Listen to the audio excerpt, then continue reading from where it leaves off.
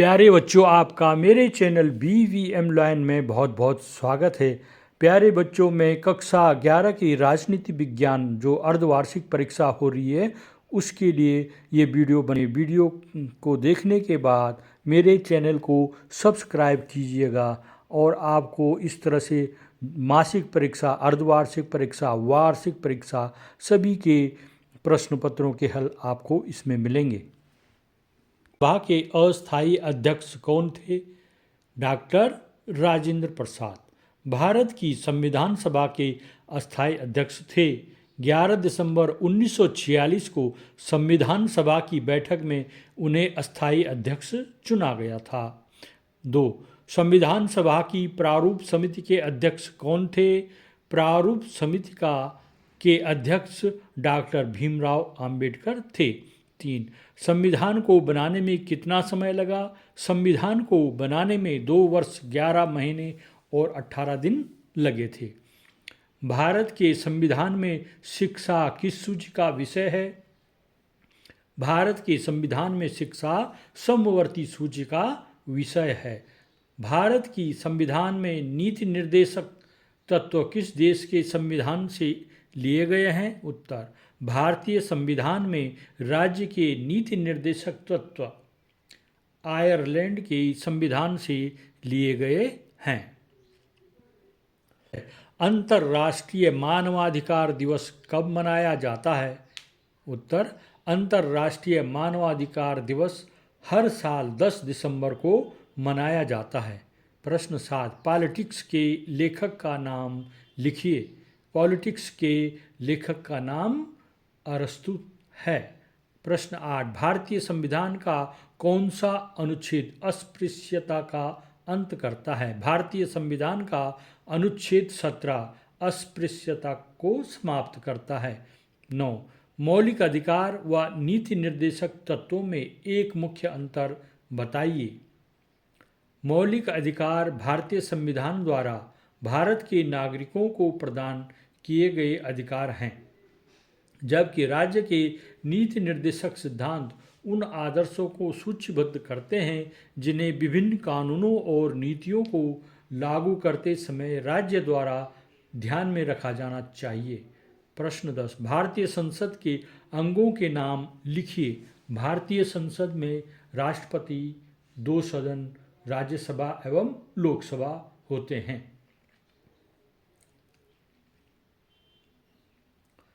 11, त्रिस्तरीय पंचायती राज व्यवस्था को संक्षेप में लिखिए। टिकाऊ विकास से आप क्या समझते हैं? लोक कल्याणकारी राज्य से क्या तात्पर्य है? त्रिस्तरीय पंचायत राज प्रणाली ग्राम पंचायत, पंचायत समिति और जिला परिषद ग्राम पंचायत का गठन करने के लिए प्रत्यक्ष रूप से चुने गए प्रतिनिधि और पंचायत समिति और जिला परिषद का गठन करने के लिए अप्रत्यक्ष रूप से चुने गए प्रतिनिधि योजना और विकास पंचायती राज व्यवस्था के प्राथमिक उद्देश्य हैं। प्रश्न 12, टिकाऊ विकास से आप क्या समझते हो? टिकाऊ विकास का मतलब है वर्तमान पीढ़ी की ज़रूरतों को पूरा करते हुए आने वाली पीढ़ियों की ज़रूरतों को भी ध्यान में रखना।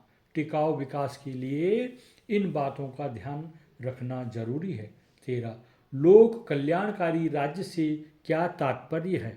लोक कल्याणकारी राज्य वह राज्य है जो अपने नागरिकों के लिए दूरगामी सामाजिक सेवाओं की व्यवस्था करता है। विकसित व विकासशील देशों में 2 अंतर लिखिए।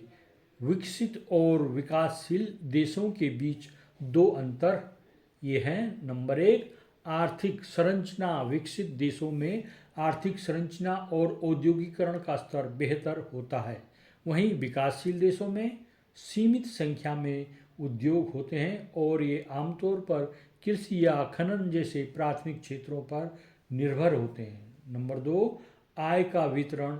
विकसित देशों में आय का वितरण लोगों के बीच समान होता है, जबकि विकासशील देशों में आय में भारी असमानता होती है। 15, राष्ट्रवाद को परिभाषित कीजिए। राष्ट्रवाद एक विचारधारा है जो किसी राष्ट्र या राष्ट्र राज्य के प्रति वफादारी, समर्पण और निष्ठा को महत्व देती है। प्रश्न 16, बंदी प्रत्यक्षीकरण से क्या तात्पर्य है? बंदी प्रत्यक्षीकरण का मतलब है किसी व्यक्ति को हिरासत में रखने वाले व्यक्ति को उस व्यक्ति को न्यायालय में पेश करने का आदेश देना। इसका मकसद हिरासत में ले गए व्यक्ति की हिरासत की वैधता पर जांच करना होता है।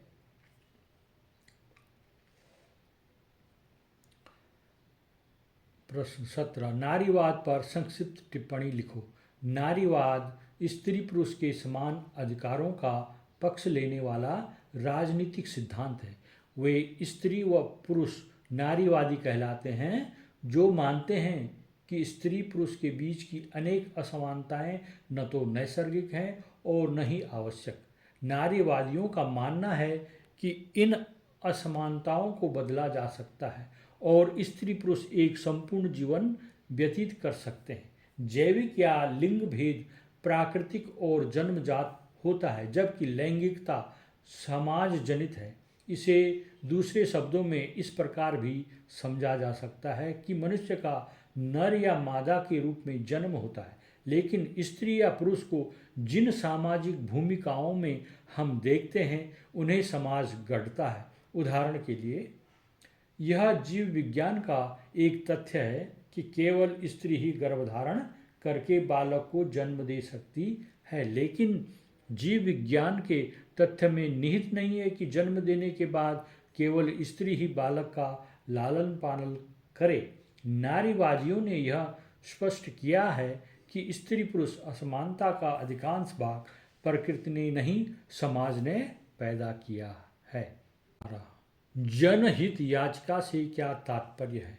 जनहित याचिका PIL का मतलब है किसी सार्वजनिक मुद्दे पर आम जनता के हितों के लिए न्यायालय में दायर की जाने वाली याचिका। यह एक तरह की कानूनी कार्रवाई है जिसके जरिए किसी भी व्यक्ति या संगठन को कानून के प्रभावी कार्यान्वयन, पर्यावरण संरक्षण या किसी अन्य सामाजिक बुराई के लिए न्यायालय में जाया जा सकता है। जनहित याचिका के जरिए उन लोगों के अधिकारों की रक्षा की जाती है जो अपने लिए न्यायालय नहीं जा सकते। 19, भारतीय संविधान कब अंगीकृत किया गया? भारतीय संविधान को 26 नवंबर 1949 को संविधान सभा ने अंगीकृत किया था। यह 26 जनवरी 1950 को लागू हुआ था। संविधान के कुछ प्रावधान 26 नवंबर 1949 को लागू हुए थे, जबकि इसका प्रमुख हिस्सा 26 जनवरी 1950 को लागू हुआ। भारतीय संविधान में नागरिकों के कितने मौलिक कर्तव्य हैं? वर्तमान में अनुच्छेद 51A के तहत वर्णित 11 मौलिक कर्तव्य हैं, जिनमें से 10 को 42वें संशोधन के माध्यम से जोड़ा गया था, जबकि 11वें मौलिक कर्तव्यों को वर्ष 2002 में 86वें संविधान संशोधन के जरिए संविधान में शामिल किया गया था। लॉन्ग वॉक टू फ्रीडम किसकी आत्मकथा है? लॉन्ग वॉक टू फ्रीडम दक्षिणी अफ्रीका के पहले अश्वेत राष्ट्रपति नेल्सन मंडेला की आत्मकथा है। मनुष्य स्वतंत्र उत्पन्न होता है किंतु वह सर्वत्र बंधनों से जकड़ा है। यह किसने कहा था? मनुष्य स्वतंत्र पैदा होता है लेकिन वह सर्वत्र बंधनों से जकड़ा हुआ है। यह कथन प्रसिद्ध फ्रांसीसी दार्शनिक, लेखक, संगीतकार जीन जैक्स रूसो ने कहा था। यह कथन रूसो ने अपनी किताब द सोशल कॉन्ट्रैक्ट में लिखा था। 23वां प्रश्न, पॉलिटिकल साइंस का जनक कौन है? अरस्तु को राजनीति विज्ञान का जनक माना जाता है। 24, सार्वभौमिक वयस्क मताधिकार किसे कहते हैं? सार्वभौमिक वयस्क मताधिकार का मतलब है कि देश के सभी नागरिकों को वोट देने का अधिकार है। 25, प्लेटो किसका शिष्य था? प्लेटो यूनान के महान दार्शनिक सुकरात के शिष्य थे। 26, ग्राम सभाएं किस प्रकार की प्रजातंत्र का निकटतम उदाहरण है ग्राम सभा।